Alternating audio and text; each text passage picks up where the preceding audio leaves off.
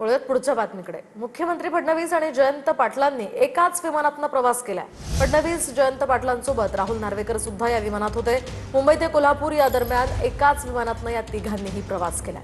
हा फोटो सध्या या प्रवासाचा समोर आलेला आहे। जयंत पाटील, फडणवीस आणि नार्वेकर यांनी एकाच विमानातून प्रवास केलाय।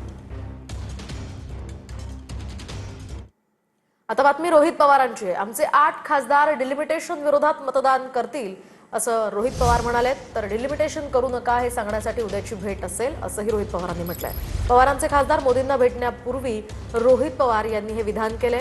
दरम्यान पवारांचे सगळे 8 खासदार उद्या मोदींची भेट घेणार आहेत। तर डिलिमिटेशनवर चर्चा करायला हरकत नाही असं शशिकांत शिंदेही म्हणतात।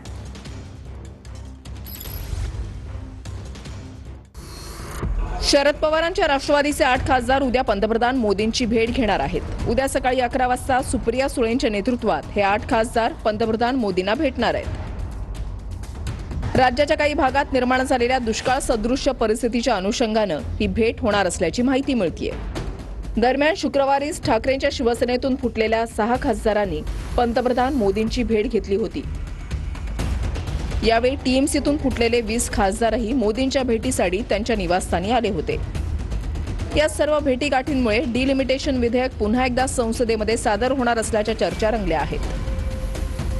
दुसरीकडे शरद पवारांसह त्यांच्या नेत्यांच्या आणि राष्ट्रवादीच्या नेत्यांच्या दिल्लीमध्ये भेटीगाठी वाढल्यात। त्यामुळे दोन्ही राष्ट्रवादी एकत्र येण्याच्या चर्चा रंगल्यात। याच मुद्द्यांवरून काँग्रेसचे नेते विजय वडेट्टीवार यांनी सूचक वक्तव्य करत शरद पवारांच्या राष्ट्रवादीला डिवचलंय। दुसरीकडे रोहित पवारांनी डिलिमिटेशनच्या विधेयकावर केलेल्या 2 वक्तव्यांचीही चांगली चर्चा आहे। तर पवारांच्या राष्ट्रवादीचे प्रदेशाध्यक्ष शशिकांत शिंदे यांनीही या मुद्द्यावर भाष्य केलंय। आमचं लक्ष आहे ते विकासासाठी भेटत असतील तर आमच्या शुभेच्छा आहेत। आता डिलिमिटेशनवर त्यांची भूमिका काय आहे आज बोलणं उचित नाही। तर हे वारंवार अमित शहा आणि नरेंद्र मोदींच्या दरबारात हे का जात आहेत, कशामुळे जात आहेत? पवारसाहेब ज्येष्ठ आहेत ठीक आहे, पण इतर जे जात आहेत त्यांच्याकडे जाऊन नतमस्तक होताना आम्हाला दिसत आहे। याचा अर्थ काहीतरी आतून शिजलेलं असावं आणि त्यातून मला वाटतं की पुढच्या डिलिमिटेशनसाठी काही प्लॅनिंग असावी। 17 तारखेपर्यंत बऱ्याच काही गोष्टी आपल्याला बघावं लागणार आहेत। पुलाखालून बरंच काही पाणी जाणार आहे। जेव्हा डिलिमिटेशनचा बिल पार्लमेंटमध्ये येईल तेव्हा कुठला पक्ष कोणाच्या बाजूने मतदान करेल आणि कुठला पक्ष मतदानाच्या दिवशी गायब होईल हे मात्र त्या ठिकाणी आपल्या सगळ्यांना बघावं लागेल। कारण इच्छापेक्षा माझा विश्वास आहे की आमचे सर्व खासदार 8 खासदार डिलिमिटेशनच्या विरोधात त्या ठिकाणी मतदान करतील। कोणी अनुपस्थित राहणार नाही, उपस्थित राहून डिलिमिटेशनच्या विरोधात मतदान करतील। आतापर्यंतची प्रक्रिया बघितल्यानं निवडणूक आयोगावरच विश्वास राहिलेला नसल्यामुळे चर्चेद्वारे जर सरकारच्या वतीने हमी देण्यात आली, सत्तारूढ भाजपच्या वतीने हमी देण्यात आली की डिलिमिटेशन करताना कुठल्याही प्रकारचा राजकीय मुद्दा न करता डिलिमिटेशन होईल तर त्याच्यावर चर्चा करायला काय हरकत नाही अशी भूमिका आपण मांडलेली आहे। मला वाटतं की येणाऱ्या काळामध्ये बिल कसं येतंय त्याच्यावर सर्व अवलंबून असेल। जर सगळं व्यवस्थित झालं डिलिमिटेशन मध्ये तर तुमचा डिलिमिटेशनला पाठिंबा असणार तुमच्या पक्षाचा? याचे निर्णय त्या आमच्या तिथल्या पक्षाच्या नेत्या सुप्रियाताई घेतील। मला वाटतं की देशाचे पंतप्रधान किंवा राज्याचे मुख्यमंत्री आमदार खासदारांना भेटणं म्हणजे त्याला राजकीय अँगल लावणं योग्य नाही। त्याची खुलासा सुप्रियाताईंनी केलेला आहे।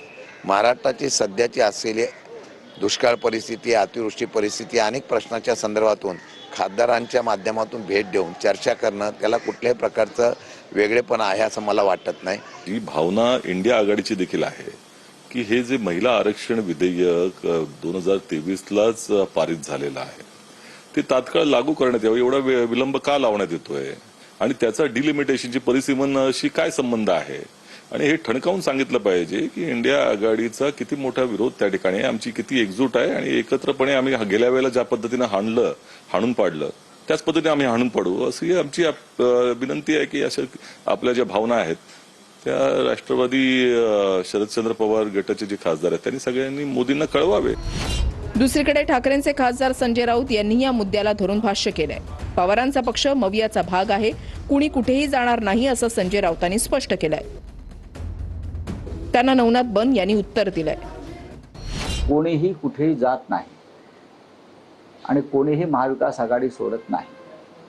आणि शरद पवारांची राष्ट्रवादी ही महाविकास आघाडीचा एक महत्त्वाचा घटक आहे आणि पवार साहेब आमचे मार्गदर्शक आहेत. ज्या पद्धतीनं तुमचे खासदार तुम्हाला सोडून गेले तुम्हाला कळलं नाही, तसंच येणाऱ्या काळात उरले सुरले महाविकास आघाडीतले आणि इंडिया ब्लॉकमधले ब्लॉक झालेले पक्ष देखील तुमची साथ सोडतील, कारण तुम्ही सातत्यानं देशविरोधी भूमिका घेतायत.